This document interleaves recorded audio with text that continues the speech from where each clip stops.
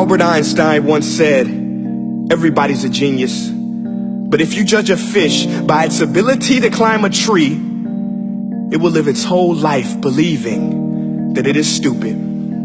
Ladies and gentlemen of the jury, today on trial we have modern day schooling. Glad you could come. Not only does he make fish climb trees, but also makes them climb down and do a 10-mile run. Tell me, school, are you proud of the things you've done?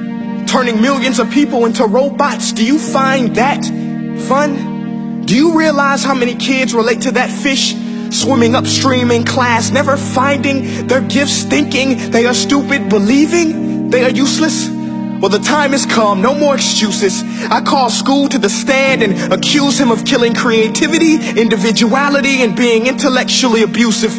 He's an ancient institution that has outlived his usage. So, Your Honor, this concludes my opening statement, and if I may present the evidence of my case, I will prove it. Proceed. Exhibit A. Here's a modern day phone. Recognize it? Here's a phone from 150 years ago. Big difference, right? Stay with me. Here's a car from today, and here's a car from 150 years ago.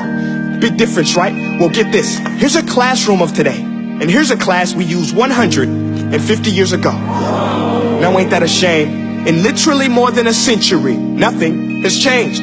Yet you claim to prepare students for the future? But with evidence like that, I must ask, do you prepare students for the future or the past?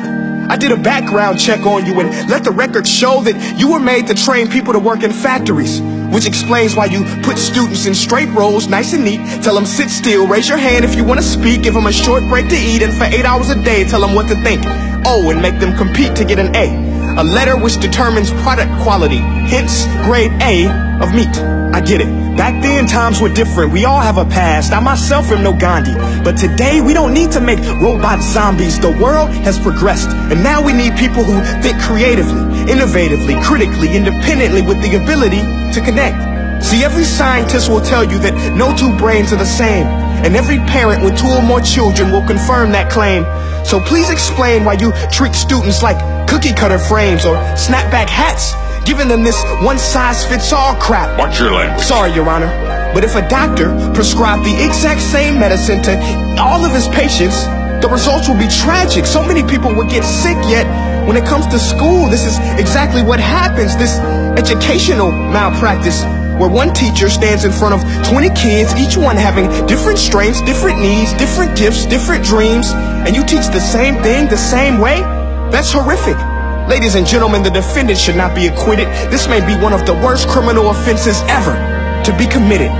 And let's mention the way you treat your employees. Objection. Overruled. I want to hear this. It's a shame.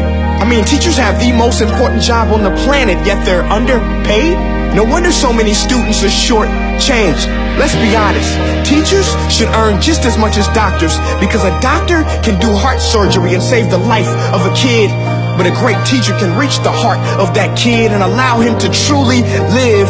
See, teachers are heroes that often get blamed, but they're not the problem. They work in a system without many options or rights. Curriculums are created by policymakers, most of which have never taught a day in their life. Just obsessed with standardized tests. They think bubbling in a multiple choice question will determine success. That's outlandish. In fact, these tests are too crude to be used and should be abandoned, but don't take my word for it. Take Frederick J. Kelly, the man who invented standardized testing, who said, and I quote, "These tests are too crude to be used and should be abandoned." Ladies and gentlemen of the jury, if we continue down this road, the results will be lethal. I don't have much faith in school, but I do have faith in people. And if we can customize healthcare, cars, and Facebook pages, then it is our duty to do the same for education, to upgrade it, change it, do away with school spirit, because that's useless. Unless we're working to bring the spirit out of each and every student, that should be our task. No more Common Core. Instead, let's reach the core of every heart in every class. Sure, math is important, but no more than art or dance. Let's give every gift an equal chance. I know this sounds like a dream, but countries like Finland are doing impressive things. They have shorter school days, teachers make a decent wage, homework is non-existent, and they focus on collaboration instead of competition. But here's the kicker, boys and girls. Their educational system outperforms every other country in the world. Other places like Singapore are succeeding rapidly. Schools like Montessori, programs like Khan Academy, there is no single solution. But let's get moving, because while students may be 20% of our population, they are 100% of our future. So let's attend to their dreams, and there's no telling what we can achieve. This is a world in which I believe, a world where fish are no longer forced to climb trees. I rest my case.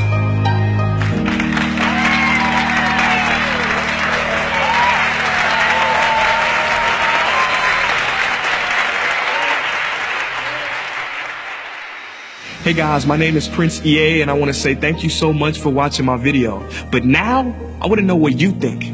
How can we together create a more efficient, effective, and just better future of learning? I want you to visit nestday.com/preorder the future and share your thoughts and ideas on the topic. Peace.